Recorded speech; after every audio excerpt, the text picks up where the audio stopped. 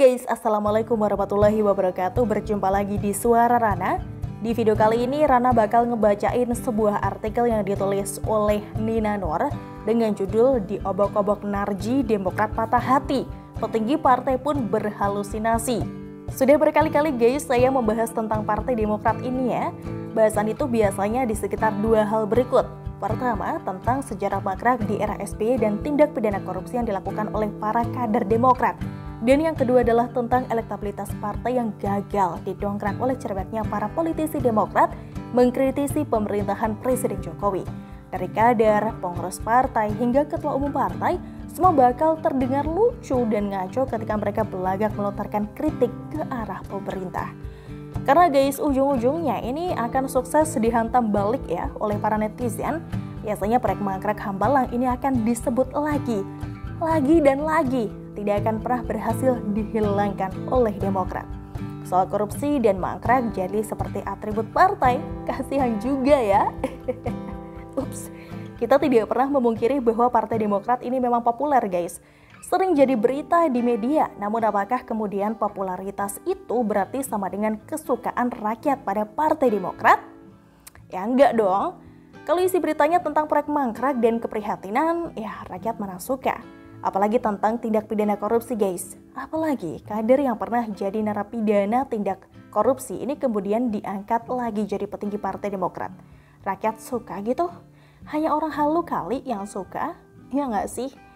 Namun bagi Demokrat guys, popularitas lewat pemberitaan walaupun beritanya negatif ya, ini jadi cara mudah untuk tetap eksis dalam pencaturan politik tanah air. Lah mau eksis gimana lagi coba? Kinerjanya apa? Dari usulan lockdown selama pandemi yang ternyata terbukti gagal di negara lain, lalu ikut nebeng BEM UI mengkritik Presiden Jokowi yang terbukti memang ngawur adanya. Bahkan belakangan BEM UI ini justru kena kritik pedas dari mahasiswa lain yang tergabung dalam BEM se-Jabodetabek. Kemudian menuduh Presiden Jokowi terlibat dalam kudeta partai, padahal ternyata hanya soal kongres luar biasa yang memang biasanya terjadi di partai manapun. Hingga sampai mempolitisasi bencana meletusnya Gunung Semeru demi masuk berita. Sudah nyaring, salah pula. Tentu Demokrat terus mencari cara ya guys untuk masuk berita, salah satunya dengan belagak menggebrak melalui figur publik. Inilah yang dilakukan oleh Andi Arief, salah satu petinggi Partai Demokrat. Pada hari Senin lalu guys, tanggal 15 Desember, lewat akun media sosialnya, Andi Arief ini mengucapkan selamat datang kepada pelawak Narji. Pelawak atau komedian sama saja kan ya. Bahkan Andi Arief ini menyematkan kata jenius loh buat Narji. Selamat datang komedian jenius Narji, mudah-mudahan bisa berbuat banyak pada rakyat nantinya. Demikian cuitan Andi Arief guys. Perkataan Andi Arief ini menyimbolkan dua hal. Pertama, menyatakan bahwa Narji ini sudah bergabung dengan Partai Demokrat.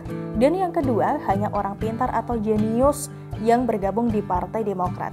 Jadi kalian yang enggak pintar apalagi jenius, gak bakal tuh bisa diterima bergabung dengan Partai Demokrat. Sombong banget ya.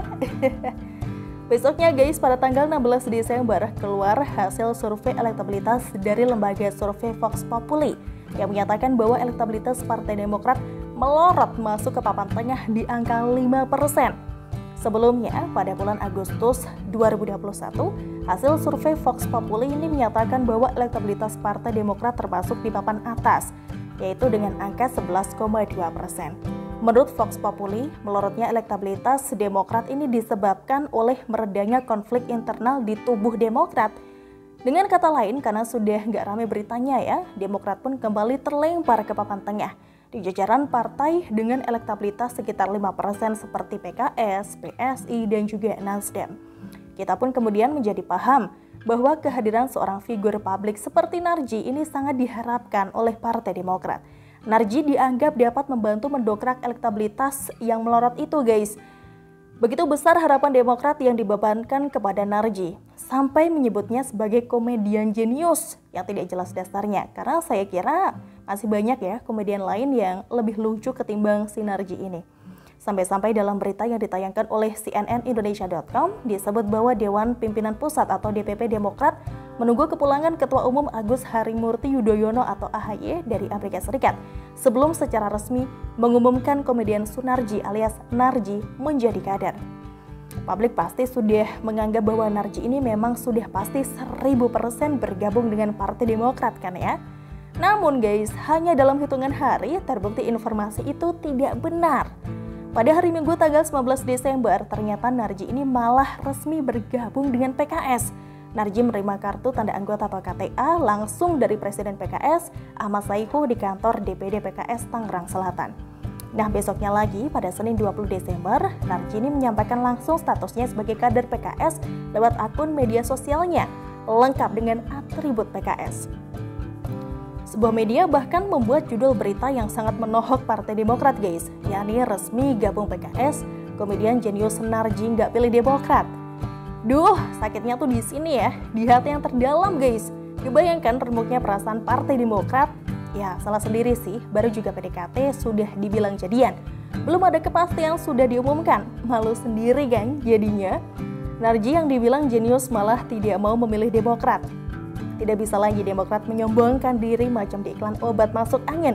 Orang pintar masuk Demokrat. Itu Narji kok nggak jadi? Ups. Di lain pihak guys, elektabilitas AHY ini sebagai capres pun juga melorot.